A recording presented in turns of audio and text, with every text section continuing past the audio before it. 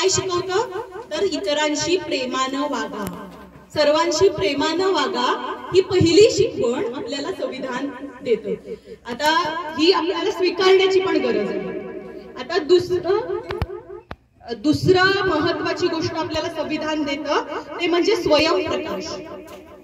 बुद्ध सांगतो अतः दीप भव, म्हणजे स्वतः दिवा व्हा, स्वतःच्या आतमध्ये दिवा लावा, जेणेकरून हे सगळं जग प्रकाशित होईल. जर आपण प्रत्येकानं आपापल्या मनामध्ये आपापल्या हृदयामध्ये दिवा लावला, बरोबर. त्यामुळे स्वयंप्रकाश. आणि सॉक्रेटिस सांगतो की नो दायसेल्फ, म्हणजे स्वतःला जाणा, स्वतःला ओळखा. संविधान सुद्धा आपल्याला हेच शिकवतं की स्वतःला ओळखा, स्वतःचा प्रकाश स्वतः व्हा. तुम्हाला एवढे सगळे अधिकार मिळतायत, एवढे सगळे हक्क मिळतायत, पण त्याबरोबर तुम्हाला एक अजून एक गोष्ट मिळतीये, ती म्हणजे कर्तव्य. आपली कर्तव्य सुद्धा आपल्याला संविधान सांगतं आणि ते कर्तव्य सुद्धा आपण समजून घ्यायला हवीत. आपल्या जबाबदाऱ्या सुद्धा आपल्याला कळायला हव्या. अगदी छोट्यात छोटी जबाबदारी म्हणजे आपल्या मुलांना शाळेत पाठवणं, संविधानानुसार छोट्यात छोटी जबाबदारी. पर्यावरणाचं रक्षण करणं, राष्ट्रध्वजाचा राष्ट्रगीताचा मान राखणं. यातून काय साध्य होणार आहे? यातून राष्ट्रीय एकता साध्य होणार आहे, राष्ट्राचं भलं होणार आहे. तर मग हे सगळं जर भलं आपल्याला करायचं असेल तर आपल्या मूलभूत कर्तव्यांकडे सुद्धा कानाडोळा करून चालणार नाही. त्यामुळे दुसरी गोष्ट म्हणजे स्वयंप्रकाश. आणि तिसरी गोष्ट जी अत्यंत महत्वाची आहे ती म्हणजे स्वराज.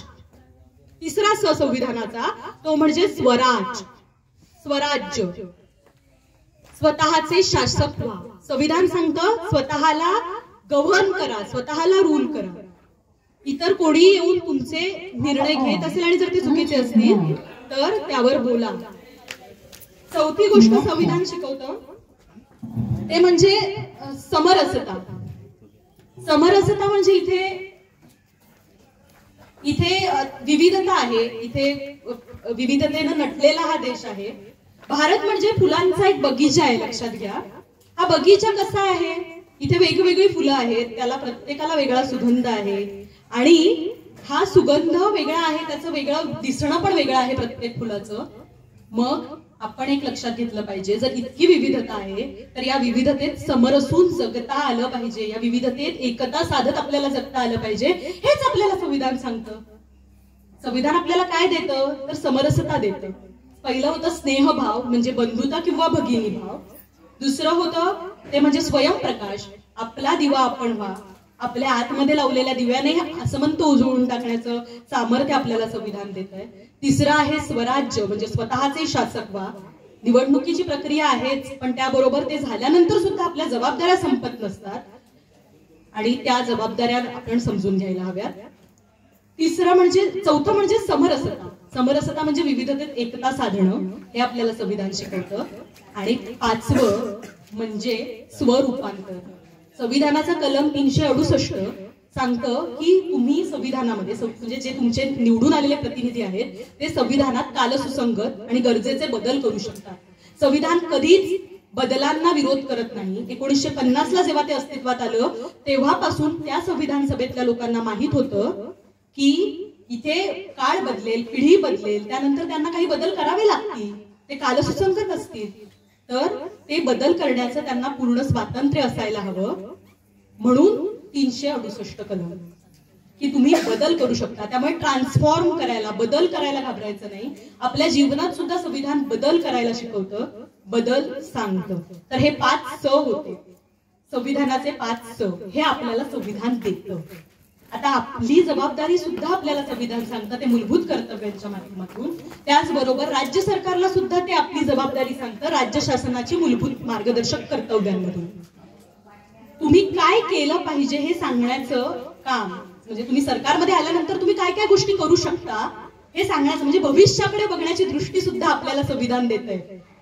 आज आपल्याकडे पैसा नाहीये सगळ्यांना मोफत आणि सक्तीचं शिक्षण द्यायला, पण जेव्हा केव्हा येईल तेव्हा सरकारनं ते हे काम पहिलं केलं पाहिजे म्हणून हे लिहून ठेवलेलं आहे. आणि आता आपण बऱ्याच गोष्टी पर्यावरणाच्या संदर्भातल्या असतील, शिक्षणाच्या संदर्भातल्या असतील तर त्या अंमलात आणतोय, ज्या राज्य शासनाच्या मूलभूत मार्गदर्शक तत्वांमध्ये आहेत. राज्य शासनाच्या मार्गदर्शक तत्वांमध्ये कायदे मंडळ, कार्यकारी मंडळ, न्याय मंडळ कशा पद्धतीने काम करेल राज्य सरकारच्या पातळीवरती आणि देशाच्या पातळीवरती, हे सुद्धा संविधान आपल्याला सांगतं, संविधान आपल्याला देतं की इथे निवडणुका कशा पार पडतील, इथे जर बदल करायचा असेल संविधानात तर त्या अमेंडमेंट्स कशा करायच्या. आता त्याचबरोबर इथे जर आणीबाणीचा प्रसंग आला, आपण सार्वभौम आहोत पण आक्रमण झालं, काय करायचं, तर आणीबाणीच्या प्रसंगांमध्ये नागरिकांच्या हक्कांचं काय होणार, सविस्तर लिहिलेला असा हा मोठा दस्तऐवज आहे. हे दस्तऐवज म्हणजे आपल्याला एक चांगला वारसा मिळतो म्हणतात ना, एका पिढीकडून दुसऱ्या पिढीला मिळालेला एक चांगला वारसा आहे. हा वारसा आपल्याला जर जपायचा असेल तर आपल्याला ते समजून घेणं फार गरजेचं आहे की त्यात काय आहे, ते कशा संदर्भात काम करतं. ती फक्त काही वकिलांनी वापरायची आणि कोर्टात आर्ग्युमेंट करण्यासाठी वापरायची कलमं नाही, ती जीवनाची कलमं आहेत. ती जीवन कसं जगायचं हे सांगणारी कलमं आहेत. त्यामुळे ती समजून घ्यायला हवी. संविधानाच्या पानावरती जे दिलेलं आहे ते आपल्याला समजून घेण्याची प्रचंड गरज आहे. आजचा हा कार्यक्रम होतोय तो सुद्धा संविधानच आहे, संविधानामुळेच होतो.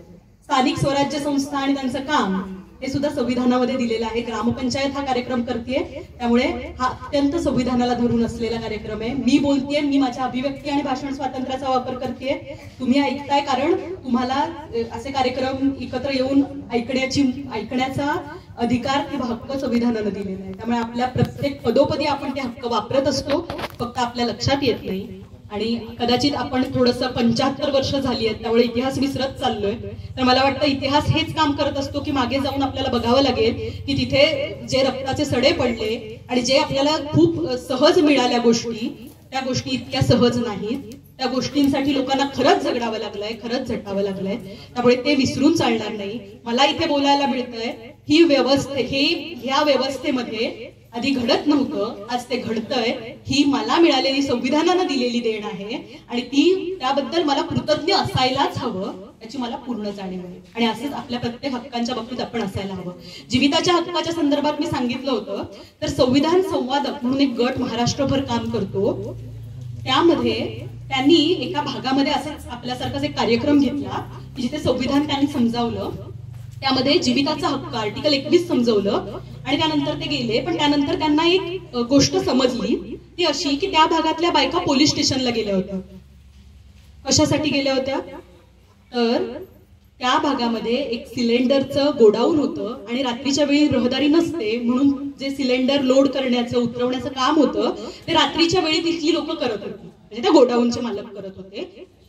आता त्या बायकांचं या रात्रीच्या वेळी गोष्ट केल्यामुळे काय होत होतं, झोपमोड होत होती. त्या पोलीस स्टेशनला गेल्या. तिथे त्या असं नाही म्हणाल्या की ह्यांनी आम्हाला खूपच त्रास दिला, हे खूपच त्रास देतात, नाही म्हणाल्या. त्या असं म्हणाल्या की संविधानाच्या कलम 21 नुसार आम्हाला जगण्याचा अधिकार आहे आणि त्यामध्ये आमच्या झोपण्याचा अधिकार सुद्धा येतो. आम्ही शांतपणे झोपलं पाहिजे, हे आमच्या जगण्याच्या अधिकाराचा मूलभूत भाग आहे. हे त्या संविधान संवादकांनी घेतलेल्या कार्यक्रमाचं यश होतं. त्या बायका जाऊन तिथे बोलल्या आणि त्यानंतर ते गोडाऊन सुद्धा हलवण्यात आलं.